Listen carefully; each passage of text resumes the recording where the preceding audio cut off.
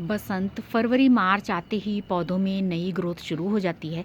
तो आज इस मौसम में कटिंग बहुत आसानी से ग्रो होती है। तो आज आपके साथ शेयर करेंगे सबसे ज़्यादा खुशबू देने वाले 8 ऐसे पौधे जिनकी कटिंग इस मौसम में बहुत आसानी से लगती है और आने वाले टाइम में पूरे साल ये बहुत अच्छी फ्लावरिंग करते हैं पौधे। और इनमें पौधों में अगर एक फूल भी खिला होता है तो ये पौधे अपने फूलों की खुशबू से हमारे घर को महकाते हैं। इसमें से कुछ वास्तु प्लांट भी हैं जिसको घर में रखने से हमारे घर के वास्तु दोष भी दूर हो जाते हैं।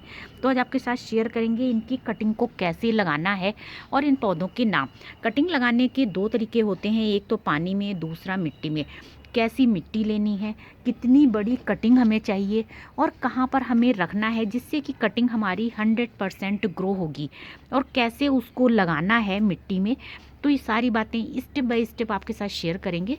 तो देखिए, सबसे ज़्यादा खुशबू वाला ये पौधा है, ये है गंधराज गार्डनिया।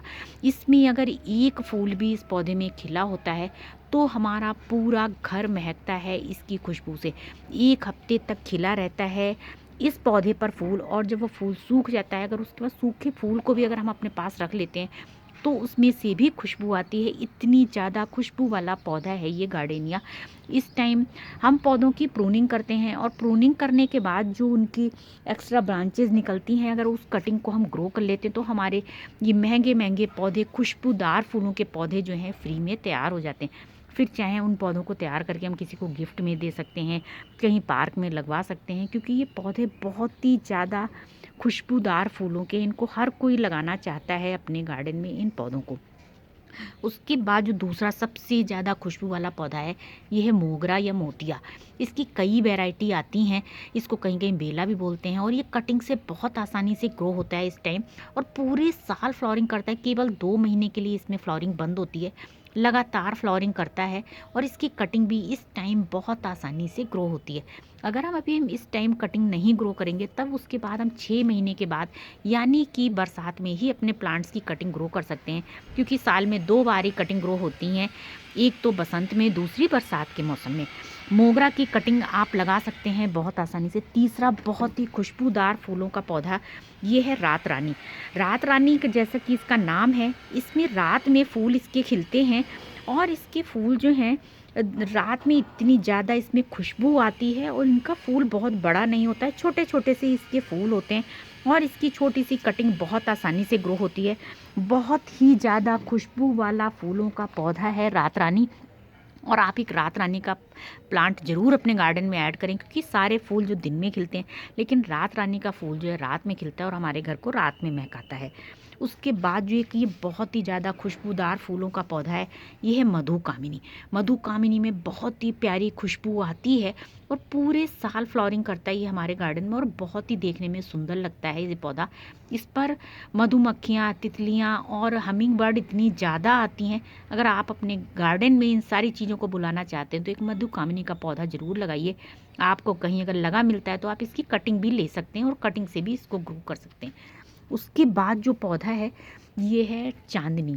चांदनी की कई वैरायटी आती हैं। डबल पेटल चांदनी बहुत ही खुशबूदार फूलों वाला पौधा है, और इसकी सिंगल पेटल वैरायटी जो होती है उसमें ज़्यादा अच्छी खुशबू नहीं है, लेकिन वो भी फूल बहुत ही प्यारे लगते हैं।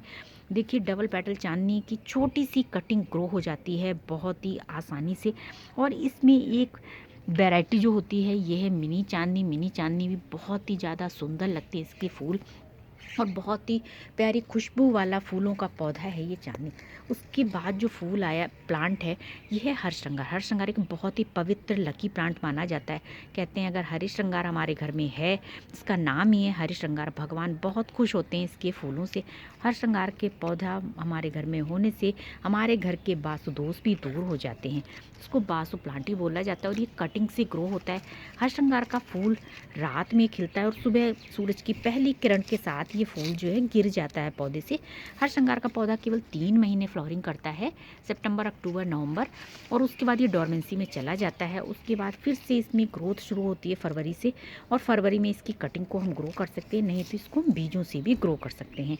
तो हरश्रृंगार के पौधे को आप ज़रूर लगाइए, बहुत ही ज़्यादा गुणों से भरपूर है ये पौधा, बहुत ही ज़्यादा मेडिसिनल वैल्यू वाला प्लांट है हरश्रृंगार। इसके बाद जो सबसे ज़्यादा खुशबू वाला एक पौधा है, ये है चंपा। जिस चंपा में ऑफ वाइट कलर का फूल खिलता है, वो चंपा का पौधा, वो फूल बहुत ही ज़्यादा खुशबूदार होता है और ये कटिंग से ग्रो हो जाता है। इस मौसम में बहुत आसानी से कटिंग से ग्रो होता है। इसके बाद आप लगाई ज़रूर गुलाब, देसी गुलाब। देसी गुलाब जो है, इसकी बात ही अलग है। देसी गुलाब अगर आपके गार्डन में है तो आपके घर में मधुमक्खियाँ और तितलियों की भरमार रहेगी, क्योंकि देसी गुलाब बहुत ही ज़्यादा खुशबूदार फूलों का पौधा है। और देसी गुलाब से गुलकंद भी बनाया जाता है, पूजा में भी यूज होते हैं। तो देसी गुलाब को आप ज़रूर लगाइए, इस मौसम में ये कटिंग से ग्रो हो जाते हैं पौधे। तो आपको पहले बताते हैं हम जो प्लांट कटिंग जिनकी पानी में ग्रो हो जाएगी और कैसे ग्रो करना। देखिए, कटिंग हम जब लगाते हैं पौधों की तो हमें दो तरीके की कटिंग होती है, हम लेते हैं। एक तो पेंसिल थिकनेस की और दूसरी टिप की कटिंग। दोनों ही तरीके की कटिंग्स ग्रो होती हैं। पेंसिल थिकनेस की कटिंग जो है आप इतनी मोटी होती है, और जो टिप की कटिंग होती हैं वो पतली होती हैं। पतली और मोटी दोनों कटिंग ग्रो होती हैं। हमारी सारी कटिंग्स हैं जो आप देखेंगे वो टिप की कटिंग है और बहुत आसानी से ग्रो हो जाती हैं। तो आप टिप की कटिंग ज़रूर ट्राई करिए। टिप की कटिंग बहुत आसानी से ग्रो होती है किसी भी प्लांट की।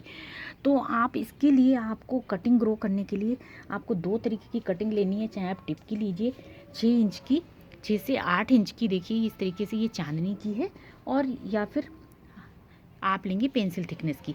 उसके बाद आपको कटिंग को पानी में ग्रो करने के लिए इन कटिंग्स पानी में, इस टाइम चांदनी, हर श्रृंगार और मोगरा की कटिंग को आप पानी में ग्रो कर सकते हैं। इसको पानी में डालकर आप कटिंग्स को रख दीजिए, जहाँ पर 3 से 4 घंटे की धूप आती है, और इसका पानी तीसरे दिन बदलना है। अगर आप पानी नहीं बदलेंगे तो कटिंग सड़ जाएंगी, उसमें पानी में ऑक्सीजन ख़त्म हो जाती है, उसके बाद कटिंग जो है वो ग्रो नहीं होती है। इसलिए कटिंग पानी में ग्रो करने के लिए उसका पानी चेंज करना बहुत ज़रूरी है। फिर आप देखेंगे कुछ ही दिनों में इनमें रूट्स जो हैं वो निकल कर आ जाएंगी। इसके अलावा दूसरी तरीका जो होता है, उसको में हम सैंड में, मिट्टी में कटिंग ग्रो करते हैं। इसमें आपको आधी गार्डन सॉइल और आधी रेत लेनी है, महीन रेत। उसको बराबर बराबर मिक्स करके आपको छोटे पॉट में लगानी है। छोटे पॉट में आप हमेशा लगाइए जिसमें रूटिंग बहुत अच्छी होती है। और मिट्टी में कटिंग लगाने के लिए आपको कुछ बातों का ज़रूर ध्यान रखना है। आप कटिंग की सारी जो पत्तियां हैं उनको आपको रिमूव कर देना है। केवल टिप की अगर आप कटिंग लेते हैं तो थोड़ी सी पत्तियां छोड़ सकते हैं। सारी पत्तियों को हटाने के बाद आप जब मिट्टी में कटिंग लगाएंगे तो उसको डायरेक्ट कटिंग को नहीं लगाना है। पहले आपको किसी स्टिक से होल करना है, उसके बाद आपको ये कटिंग लगानी है। अगर आप डायरेक्ट कटिंग लगा देंगे तो आपकी कटिंग के नॉड एरिया जो है वो डैमेज हो जाएगा और कटिंग ग्रो नहीं होगी। इस बात को आप ज़रूर ध्यान रखिए। और इसके बाद कटिंग मिट्टी में लगाने के बाद छोटे उसका ड्रेनेज बहुत अच्छा रखिए। पहली बार बहुत अच्छे से आप इसको वाटरिंग करेंगे, कटिंग लगाने के बाद पानी डाल दीजिए पूरा भरकर। उसका ड्रेनेज पानी जो है ड्रेन आउट होने लगे, इतना पानी डालिए। और उसके बाद ऐसी जगह रखिए जहाँ पर इनको डायरेक्ट सनलाइट ना मिले। आपको छाँव वाली जगह में रखनी है, पेड़ों के नीचे रख दीजिए। उसके बाद इस पर पानी का स्प्रे करते रहिए। कम से कम 2 महीने तक आपको कटिंग को बिल्कुल भी टच नहीं करना है, जब तक आप उसमें नई ग्रोथ नहीं हो जाती है।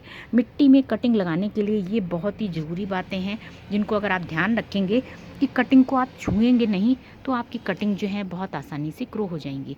अगर आपको वीडियो पसंद है प्लीज़ एक लाइक ज़रूर करिएगा। मिलते हैं नेक्स्ट वीडियो फिर से प्यारे से टॉपिक के साथ। Thank you so much for watching this video.